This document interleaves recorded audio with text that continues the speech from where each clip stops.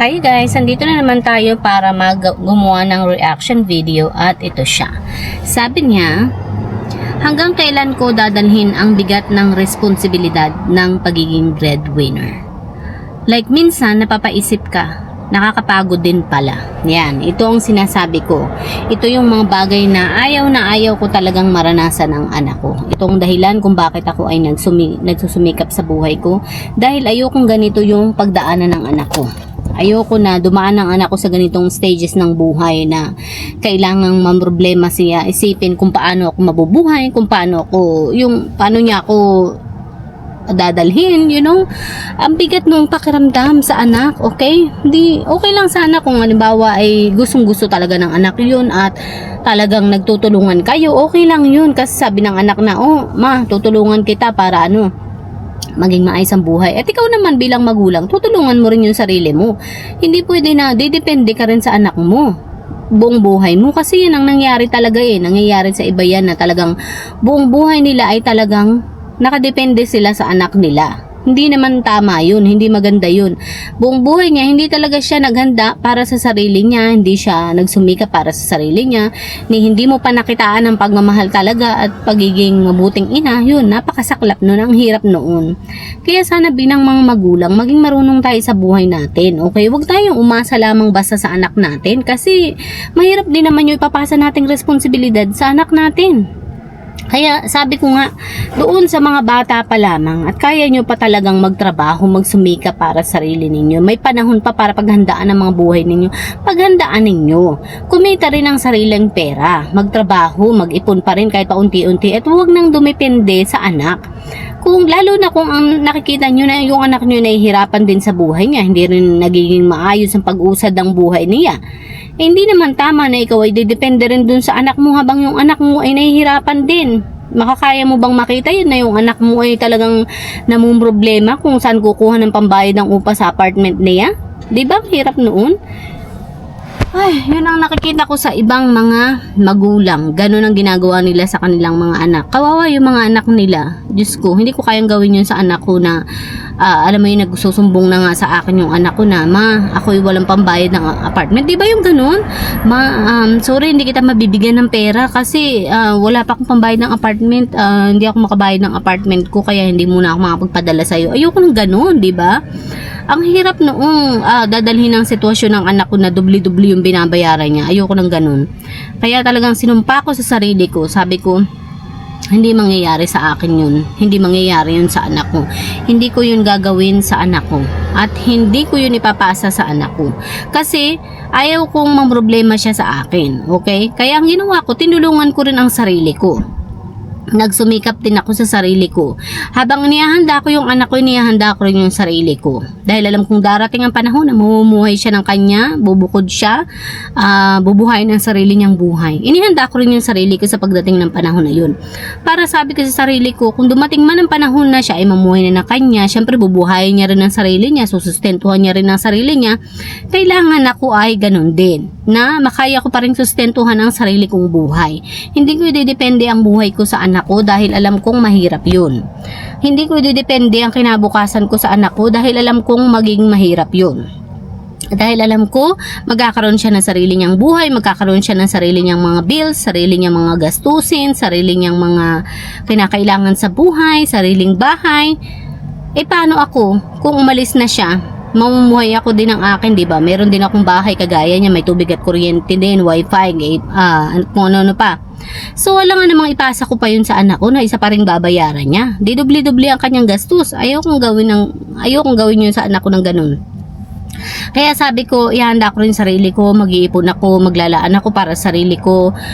Paunti-unti talagang naglalaan ako para sa sarili ko. And then naghuhulog din talaga ako ng para sa retirement ko dahil sabi ko sa sarili ko, pagdating ng panahon na ako'y tumanda na at ang anak ko ay syempre may buhay na din kanya, hindi ako iintindihin ng anak ko.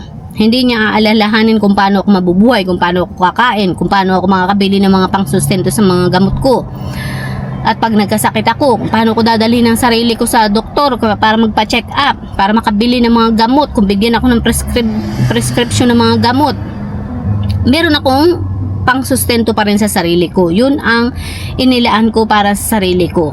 Yun ang pinakamagandang regalo na pwede nating maibigay sa ating mga anak, okay? Na tayo ay maging marunong din sa buhay natin. Hindi tayo maging pabigat sa ating mga anak, okay? Magkaiba yung bibigyan ka ng mga anak mo. Okay, bigyan ka, that's good. Maganda yan. Kasi kung saan nilang binigay sa'yo as a gift, yun dahil natuwa sila sa'yo, yung maganda yung ganun, di ba?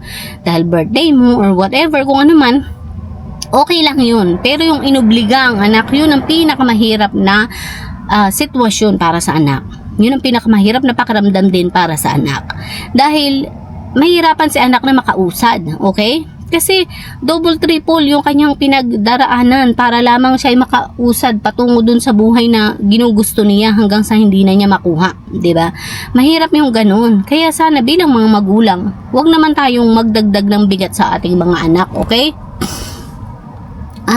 Sabi ko nga, marunong din kayo sa mga buhay ninyo. Wag niyong idepende yung buhay ninyo sa anak na kapag hindi nagpadala yung anak nyo, hindi kayo kakain. Na kapag hindi nagpadala ng pambayad ng kuryente yung anak nyo, ay wala kayong kuryente, mapuputulan na kayo ng kuryente. Huwag ganun. Kasi isipin ninyo, paano kung yung anak nyo ay mawalan ng trabaho? Paano kayo makakabayad pa rin sa kuryente? Paano pa rin kayo makakain, di ba? Hindi dapat ganun. Yun yung tinatawag ko na huwag nyong idedepende yung buhay nyo sa kanila. Dahil kagaya nyo ay may buhay din silang kanila, okay? Kung kayo ay tinutulungan ng anak nyo nang binibigyan kayo ng pera, gawin nyo, matutong palaguin yung pera binibigay sa inyo.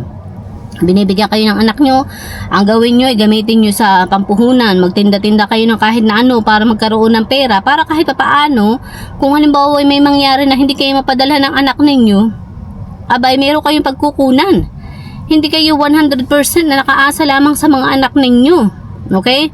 Meron kayong anong tawag dito, makakakain kayo. Kung halimbawang yung anak nyo ay nagbalita sa inyo naman na wala na ako ng trabaho, hindi mo na ako makapagtrabaho isang buwan, ganito.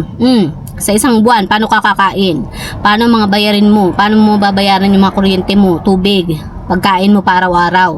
Paano mo yung may ibigay sa sarili mong buhay, di ba? Dapat ganun. Dapat alam nyo kung paano ibigay din sa sarili ninyo yung mga pangangailangan ninyo sa buhay. Para naman si anak ay hindi rin double triple ang problema niyang iniintindi, okay? Tapos yung anak mo yung nakatira sa malayong lugar din, syempre nagbabayad din siya doon. Alam ko mayroong mga nasa ibang bansa kagaya ng Dubai yata, nagbabayad din sila ng apartment nila doon. Alam niyo ba yun? So double triple ang binabayaran nila pag ganyan na binabayaran niya din kayo, binabayaran niya rin yung bahay niya doon sa ibang bansa, tapos nag-aaral niya pa yung mga anak ninyo, yung mga kapatid niya na dapat ay kayo nagpapaaral doon. Ay naku, Diyos ko. Yun ang maling way ng pagtulong, okay? Okay lang na tulungan mo sila, it is for the better, for the good, kumbaga. Tutulungan kita ganyan. Pinag-aaral din yung mga kapatid. Pag kayo nakatapos na, tulungan nyo din ang mga magulang ninyo, okay lang yun. Yung tumulong na in a way na itong mga magulang, sabi ko nga, tutulungan nyo rin yung sarili ninyo. Hindi pwedeng doon kayo naka 100% nakadepende sa mga pinapadala sa inyo or mga binibigay sa inyo. Hindi pwedeng basta aasahan ninyo yun dahil walang kasiguraduhan yan, okay? Walang kasiguraduhan na umasa ka sa financial ng iba, okay? Dahil sabi ko nga, 1, pwedeng mawalan ng trabaho yung inaasahan mo. 2, pwedeng may pinagdaraanan pala si inaasahan mo, okay? 3, mag-aasawa yan, magkakaroon ng sariling pamilya, okay? Mga anak, pagpapaaral ng mga anak nila. 4, baka yung asawa niya ay ayaw din na patulungin kayo sa inyo kasi nga meron na silang pamilya. Okay? 5, hindi kagandahan ng sahod, 'di ba? Yung mga ganyan. Maliit lang kinakita nila ang sinasahod nila kaya hindi rin sapat para makatulong sa iyo. Kaya talagang dapat ikaw sa sarili mo ay marunong din na tulungan ang sarili mo. Hindi yung ikaw ay nakaasa lamang sa ibang tao. Dahil sabi ko nga, delikado ang umasa sa ibang tao. Okay? Dahil ang kapirahan ay kinikita yan, pinagtatrabahuhan. Okay? Kaya sabi ko nga doon sa mga magulang na binibigyan ng mga anak, tinutulungan ng mga anak, okay, ng pera. At okay, maluwag-luwag naman pala sa kanila. That's good. Okay, maluwag sa kanila ang pagtulong kasi nga single pa sila, wala pa silang asawa.